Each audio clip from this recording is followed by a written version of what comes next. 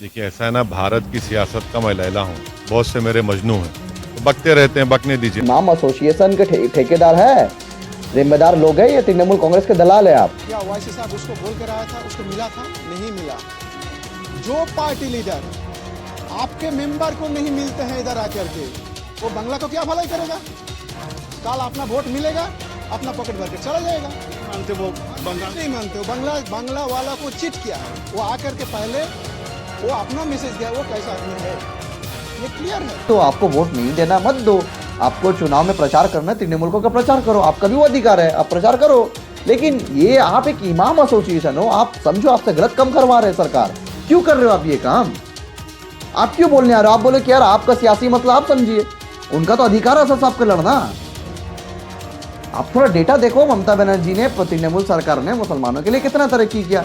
हम किसी political party के जीतने या हराने के लिए नहीं आए। हम अपने पॉलिटिकल पार्टी, अपने कैंडिडेट, अपनी बात को सामने रखकर कामयाब होने के लिए आए हैं। मैं कहना चाहता हूँ बंगाल इमाम एसोसिएशन के जो भी जिम्मेदार लोग हैं, अब नहीं पता वो इमाम एसोसिएशन के प्रेसिडेंट सेक्रेटरी है या फिर तृणमूल कांग्रेस का चमचा है या दलाल बैठे हुए।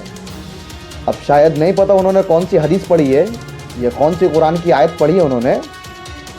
अगर बेअदबी हो रही है उन लोगों के खिलाफ ऐसा बात बोलने में, तो मुझे एक 4 आना का भी फ़र्क नहीं पड़ रहा है। क्योंकि अगर असद साहब इलेक्शन लड़ रहे हैं पश्चिम बंगाल में, तो उनका संविधानिक अधिकार है, वो कहीं भी लड़ सकते हैं, चाहे वो बंगाल हो, गुजरात हो, महाराष्ट्र हो, उत्तर प्रदेश हो, किसी भी जगह वो लड़ सकते हैं, उनका अधिकार है।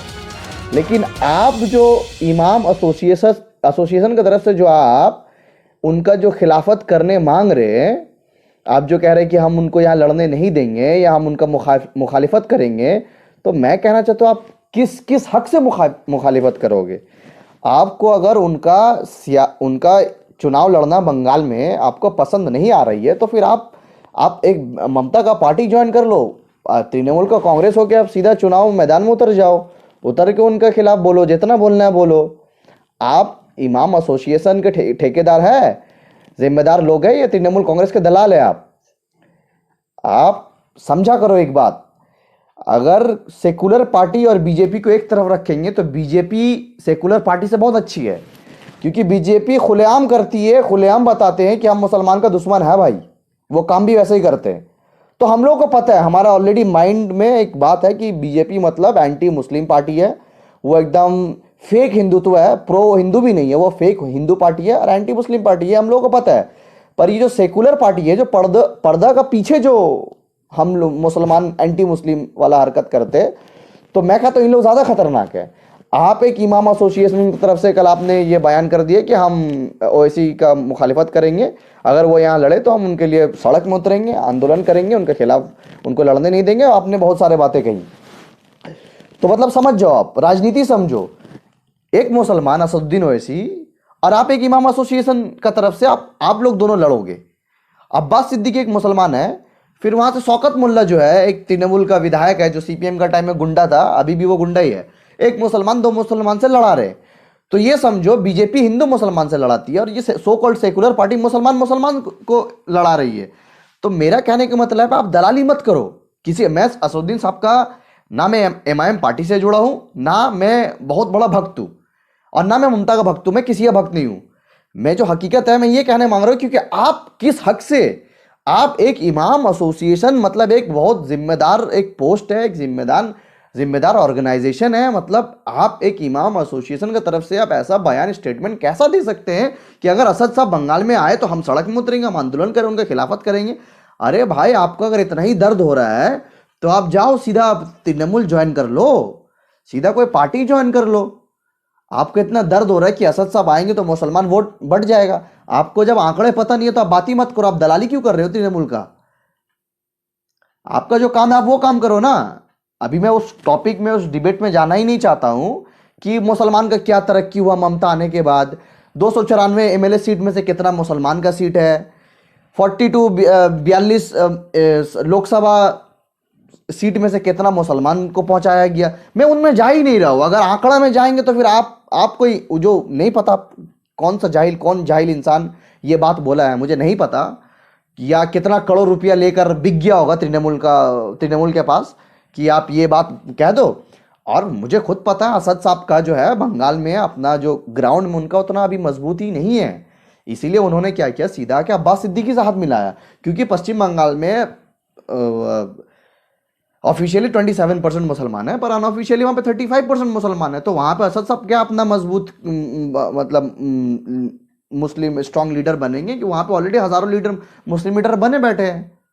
तो आप ये बात समझा करो, आपस में वो लड़ने दो, आपको वोट नहीं देना मत दो, आपको चुनाव में प्रचार करना है, तृणमूल का प्रचार करो, आपका भी वो अधिकार है, आप प्रचार करो। लेकिन ये आप एक इमाम एसोसिएशन हो, आप समझो आपसे गलत काम करवा रहे हैं सरकार, क्यों कर रहे हो आप ये काम?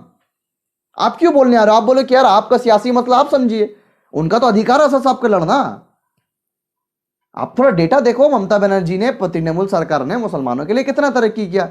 अगर मैं ये कह दूं कि ममता ने कुछ नहीं किया तो फिर मैं नमक हराम हूं। मैं ये भी नहीं कहूंगा कि ममता बनर्जी कुछ नहीं किए, बहुत डेवलपमेंट हुआ है 35 साल में, जो सीपीएम का वक्त में नहीं हुआ। आज बंगाल बहुत आगे भी है, बहुत अच्छा काम कर रही है, उसमें कोई डाउट नहीं है। बहुत सारे काम ममता बनर्जी ने किए जो कि मैं सम्मान करता हूं उनके लिए। मेरा कोई, मैं क्या करूं, मैं कोई पॉलिटिकल पार्टी से जुड़ा हुआ नहीं हूं। पर मुझे दिक्कत है कल वेस्ट बंगाल इमाम एसोसिएशन की तरफ से ये स्टेटमेंट कैसा आ सकता है, असद साहब नहीं, उनको हम आने नहीं देंगे यहां। अरे भाई तुम्हारा बाप का थोड़ी खाता है वो, तुम्हारा बाप का खाता है असदुद्दीन ओवैसी, जो तुम उसको आने नहीं दोगे। वो असदुद्दीन ओवैसी भी आ सकता है, शिवसेना भी आ सकती है, मायावती भी आ सकते हैं यहाँ, आम आदमी पार्टी। तुम कौन होते हो बे, तुम रोकने वालों ने? तुम्हें कौन ये अधिकार दे दिया? तुमने कौन सी अलग संविधान पढ़ ली? और असद साहब आएंगे, मुसलमान है तो एक मुसलमान से स्टेटमेंट दिलवा दिया, वो भी कहा कोई छोटा मोटा संस्था नहीं, वेस्ट बंगाल इमाम एसोसिएशन की तरफ से। अरे भाई बेवकूफ हो क्या तुम लोग, क्यों आपस में लड़ रहे हो? बीजेपी हिंदू मुस्लिम में लड़ा रही है और ये सेकुलर पार्टी मुसलमान मुसलमान में लड़ा रहे हैं। तो ये चीज थोड़ा समझो, थोड़ा ये दिमाग लगाओ, मत लड़ो आपस में यार। सियासी मसला उनको बोलो भैंचो, अपना सियासी मसला अपना पास रखो, हम नहीं लड़ेंगे। तुम्हें असद साहब से दिक्कत है, तुम्हें अब्बास सिद्दीकी से दिक्कत है, तुम्हें अमित शाह से दिक्कत है, भैंचो तुम जाके लड़ो, हम नहीं लड़ेंगे। हम और नहीं लड़ेंगे, हम और बेवकूफ नहीं बनेंगे। हमारे बच्चे गांजा पियेंगे, हमारे बच्चे पिस्तौल लेके घूमेंगे, हमारे बच्चे झंडा लेके घूमेंगे, हमारे बच्चे जब सियासी पॉलिटिकल लड़ाई होगा हमारे बच्चे मरेंगे, हमारे बच्चे ज़्यादा जेल में रहेंगे, हमारे बच्चे ज़्यादा हॉस्पिटल में रहेंगे, जो सब क्या हम ही रहेंगे? थोड़ा सा अकल खोलो, दिमाग खोलो, बोलो ये सब बेतुकी बातें करना बंद करो।